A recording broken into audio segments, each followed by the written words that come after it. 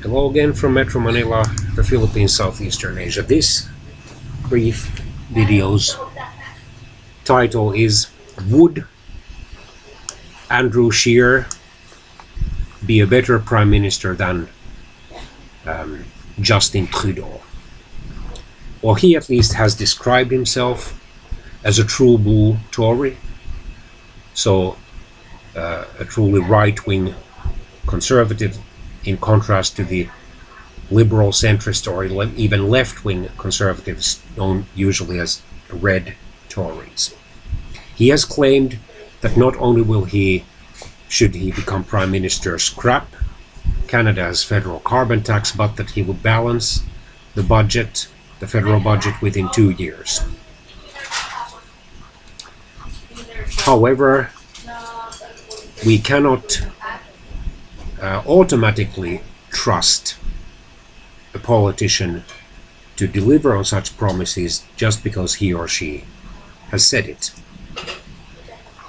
No, I'm not saying that he would not try seriously to keep those promises, but chances are that, especially should he have only a narrow majority, no more than maybe 10 or 15 members out of the 338 member Federal House of Commons, let alone if he came in with a minority government, he could plead those problems and then financial straitjackets in then saying that actually it will take more than 2 years. It might take even over 4 years to balance the budget.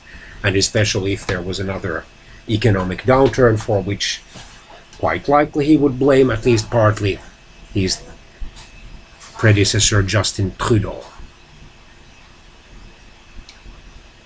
And then, while he himself would probably prefer to see abortions at least restricted, as I have said in one or two other videos, do not expect him to introduce such a legislation, because that issue divides the Conservatives. And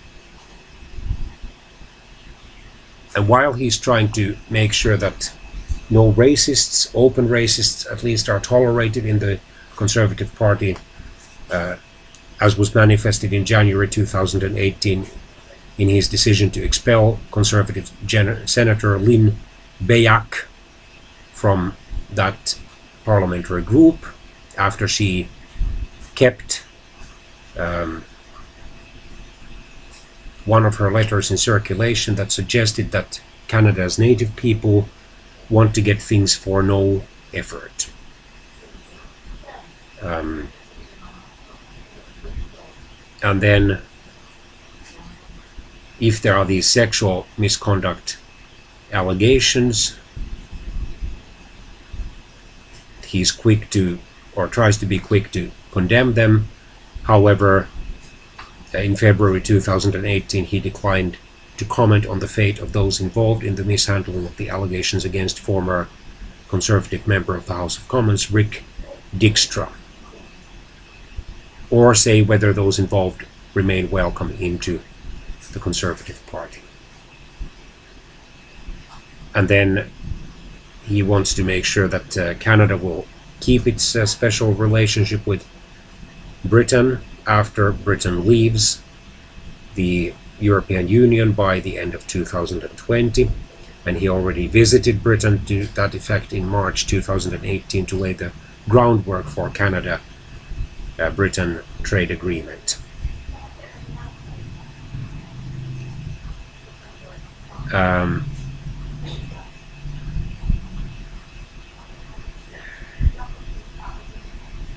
Well, then there was a minor controversy in March 2018. The Journal de Montréal found out that Scheer's personal website was offered in English only, and after that he had a French version installed there. And he will face, should he become Prime Minister, some controversies over his close allegedly close association with former Prime Minister Stephen Harper. He has even been seen as Harper's boy, or has been called by his political opponents Harper with a smile, or Stephen Harper 2.0.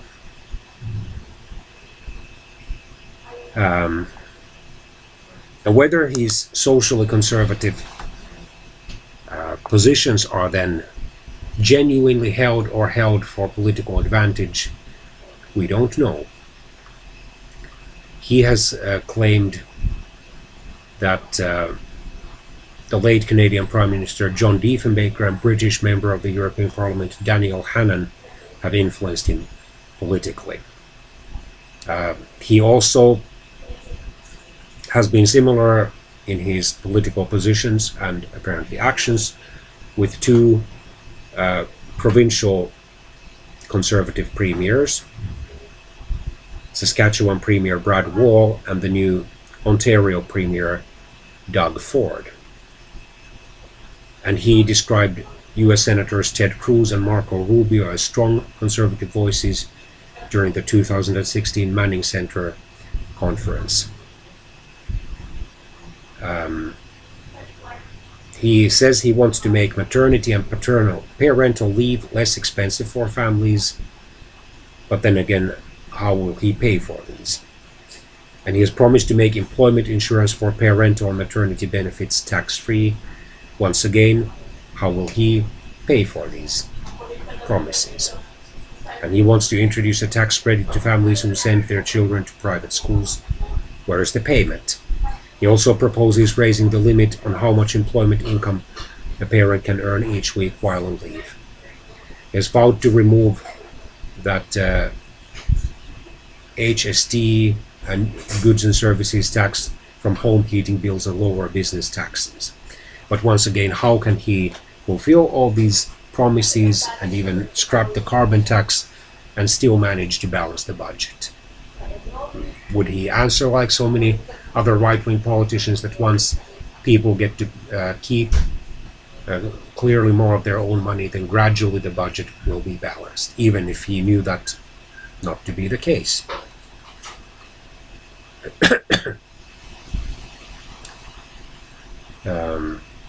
In October 2016, he voted against the ratification of the Paris Agreement. However, he voted to reaffirm Canadian ratification on the Paris Agreement on climate change, or fighting climate change, in June 2017. And this may have been a political and tactical move, because political observers, including journalists, argued that he voted this way as a way to avoid accusations that he was basically another Donald Trump, or too similar to Donald Trump, who had pulled the United States out of the accord a few days earlier. Then he has told the French-Canadian newspaper Le Soleil that he does not support a war on cars when supporting a tunnel between Quebec City and Lévis. He has promised that universities or colleges that do not foster a culture of free speech and inquiry on campus will not receive federal funding under his government, although after University of Toronto said it would not open space on its campus for an event hosted by the Canadian National Party, he stated that he respects the right for universities to determine which outside groups they give a platform to, and so that's within their purview. So he seems to be talking out of both corners of his mouth on that issue. He opposes the non-partisan Senate being supported by the current Liberal government, and suggested that he would appoint people to the Senate who share his goal of lowering taxes and growing the private sector. And they would be conservative senators who would implement the conservative vision for Canada. He has ordered the Senate Conservative Caucus to block the passage of the Cannabis Act, but cannabis use will nevertheless become legal in Canada, I think, by this September, by private cannabis use.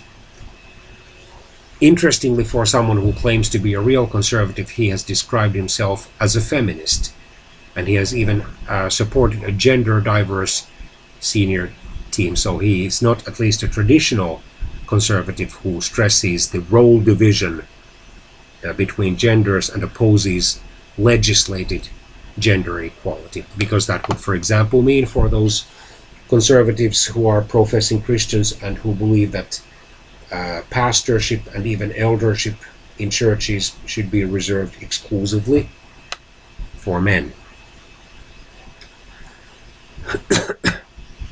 That while he opposes same-sex marriage, do not nevertheless expect him to try to overturn it, because such a law, even if it should pass both houses of the federal Canadian Parliament, which is doubtful, would immediately be challenged by pro-homosexual groups in the courts.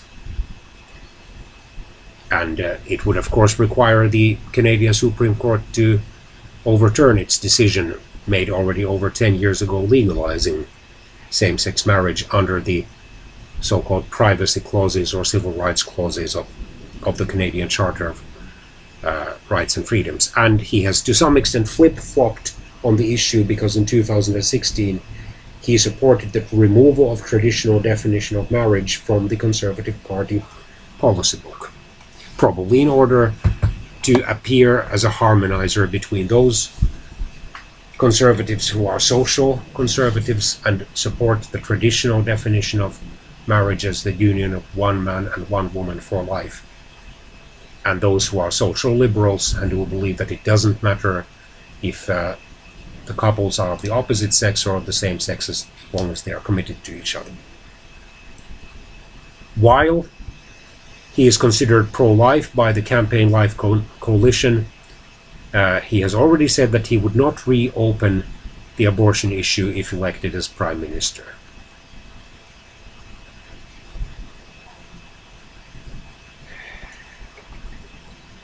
Though he has stated that he is not in favor of Canada's legalization of private recreational marijuana use, that he is also very realistic, and once it is legal, there are going to be a lot of people that work for companies that distribute it, so we have to be very realistic as a party. Well, he has admitted smoking marijuana when he was younger. After all, since he was born in 1979, that's no great miracle. But that he hasn't smoked marijuana since. During the 2017 Conservative federal leadership campaign, Scheer accused Prime Minister Justin Trudeau of wanting to legalize heroin. He has also accused the Canadian Federal Health Minister Jeanette Petitpas-Taylor on Twitter of trying to legalize hard drugs, which he corrected to decriminalize.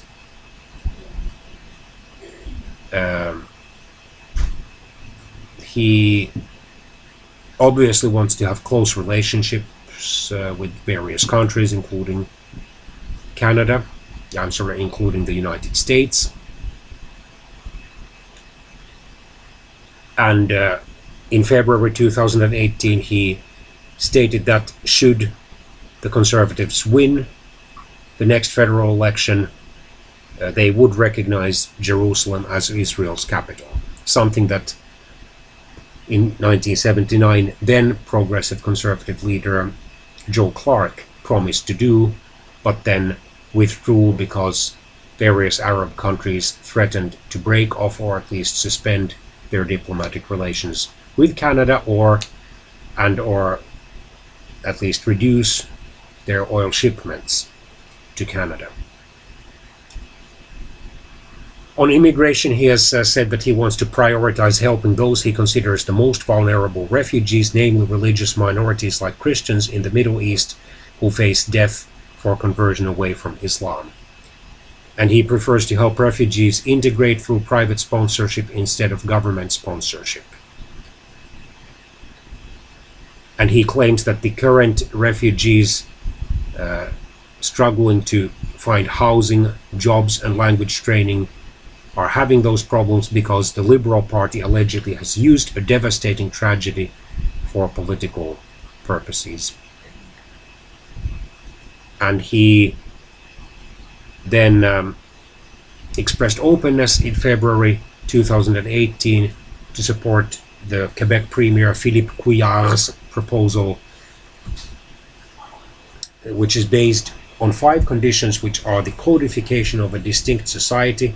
So based on the fact that in Quebec a clear or a great majority of people speak French as their native language, that they have a basically French or French influenced culture, and that their civil law tradition also differs from that of the other Canadian provinces, limits on federal spending power while guaranteeing representation on the Supreme Court, a constitutional veto right, and increased control over immigration to Quebec in the Constitution.